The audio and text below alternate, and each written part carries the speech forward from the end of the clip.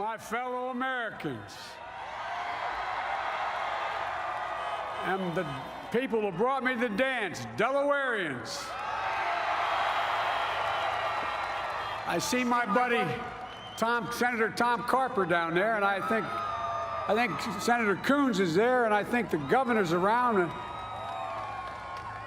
Is that Ruth Ann? And that former Governor Ruth Ann Minner. Most importantly, my sisters-in-law and my sister Valerie. Anyway. Folks, the people of this nation have spoken.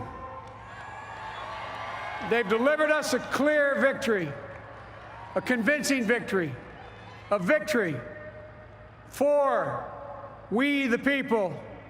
We've won with the most votes ever cast on a presidential ticket in the history of the nation. 74 million.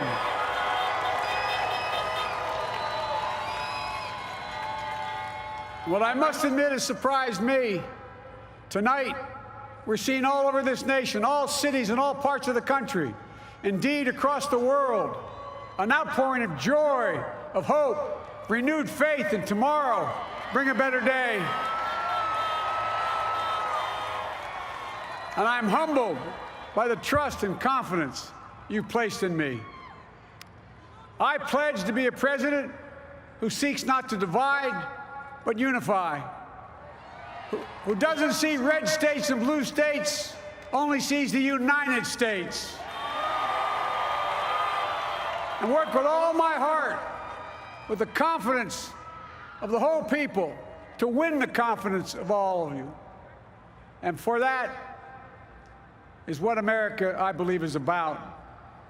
It's about people, and that's what our administration will be all about. I sought this office to restore the soul of America, to rebuild the backbone of this nation, the middle class, and to make America respected around the world again, and to unite us here at home. It's the honor of my lifetime that so many millions of Americans have voted for that vision. And now, the work of making that vision is real.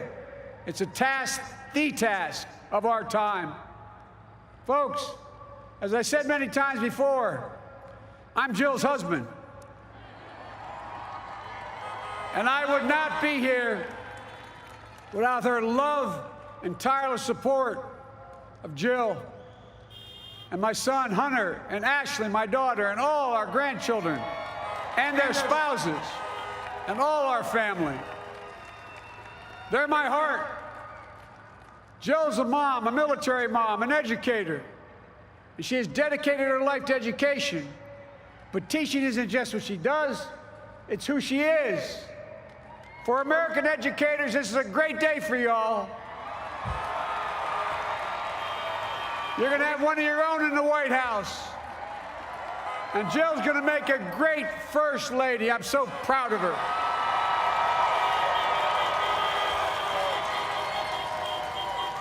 And I'll have the honor of serving with the fantastic Vice President who you just heard from, Kamala Harris, who makes history as the first woman, first black woman, the first woman from South Asian descent, the first daughter of an immigrant ever elected in this country. Don't tell me it's not possible in the United States. It's long overdue. And we're reminded tonight of those who fought so hard for so many years to make this happen.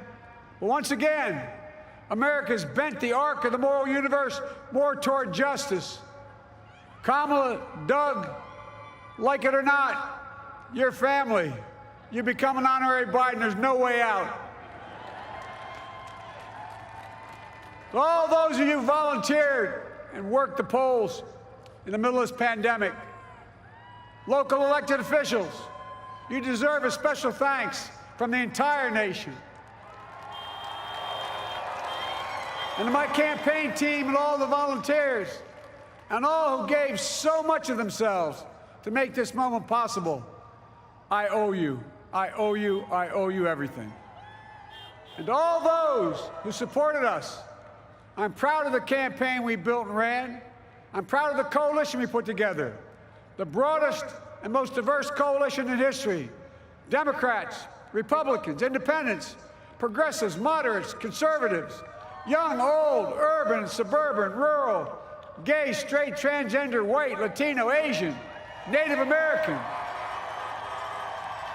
I mean it, especially those moments, and especially for those moments when this campaign was at its lowest ebb. The African-American community stood up again for me. You've always had my back, and I'll have yours. I said at the outset, I wanted to represent this campaign to represent and look like America. We've done that. Now that's what I want the administration to look like and act like. For all those of you who voted for President Trump, I understand the disappointment tonight. I've lost a couple times myself, but now let's give each other a chance. It's time to put away the harsh rhetoric, lower the temperature, see each other again, listen to each other again. And to make progress, we have to stop treating our opponents as our enemies.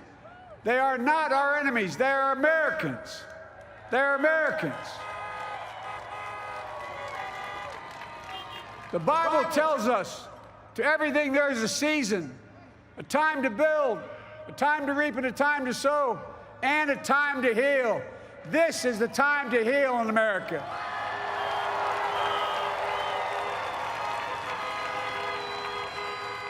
Now this campaign is over.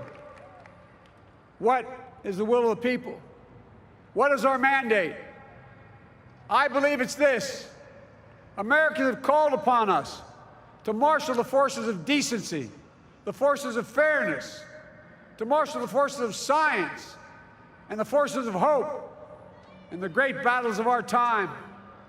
The battle to control the virus, the battle to build prosperity, the battle to secure your family's health care, the battle to achieve racial justice and root out systemic racism in this country,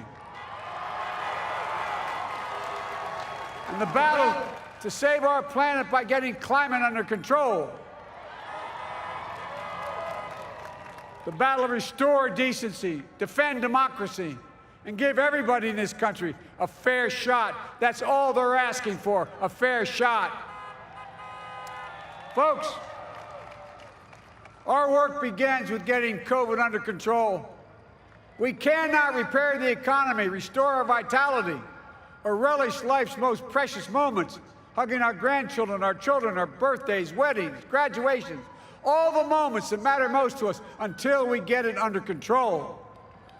On Monday, I will name a group of leading scientists and experts as transition advisors to help take the Biden-Harris COVID plan and convert it into an action blueprint that will start on January the 20th, 2021. That plan will be built on bedrock science. It will be constructed out of compassion, empathy, and concern. I will spare no effort, none, or any commitment to turn around this pandemic. Folks, I'm a proud Democrat, but I will govern as an American president.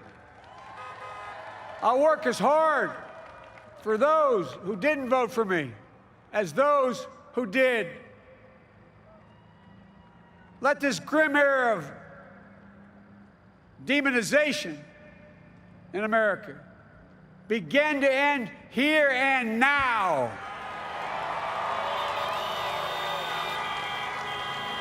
The refusal of Democrats and Republicans to cooperate with one another, it's not some mysterious force beyond our control. It's a decision, a choice we make.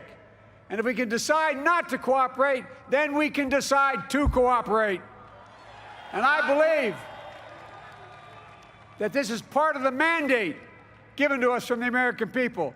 They want us to cooperate in their interest. And that's the choice I'll make.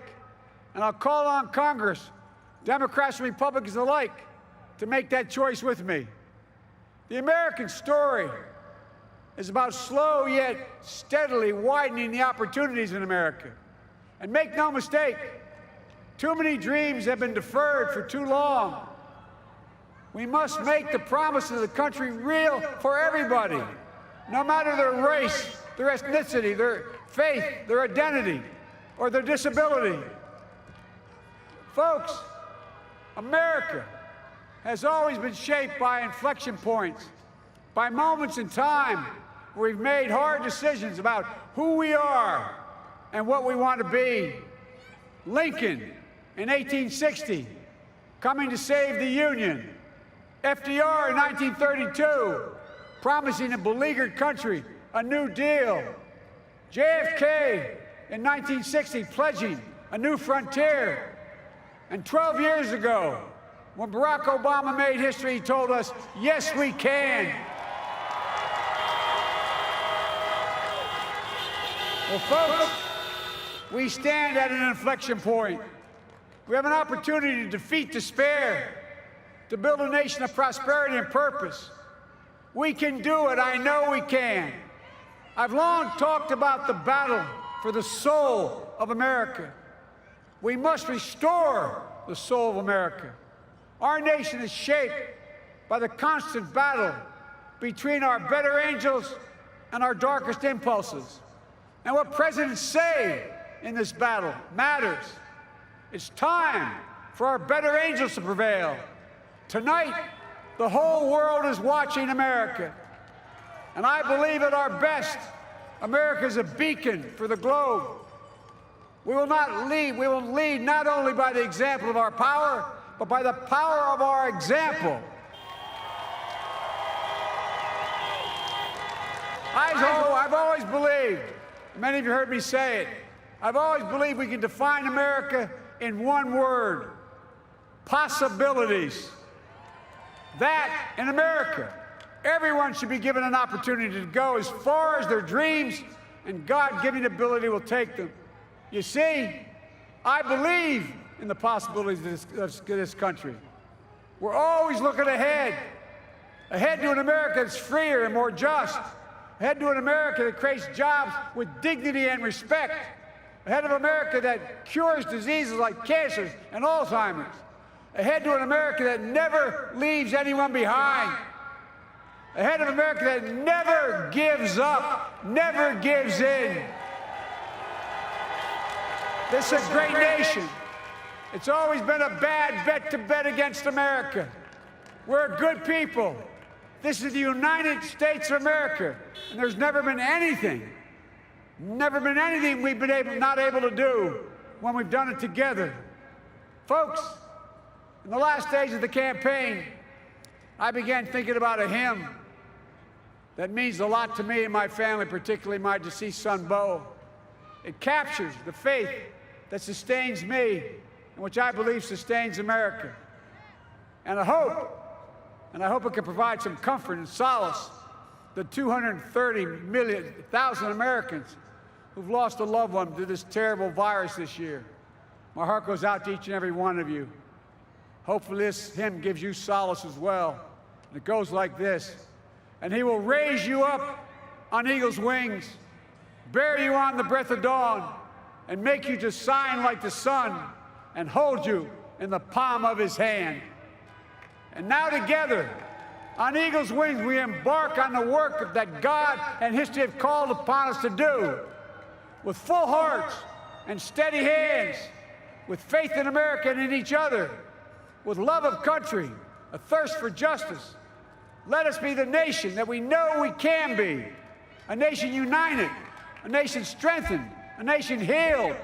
The United States of America, ladies and gentlemen, there's never been anything we've tried we've not been able to do.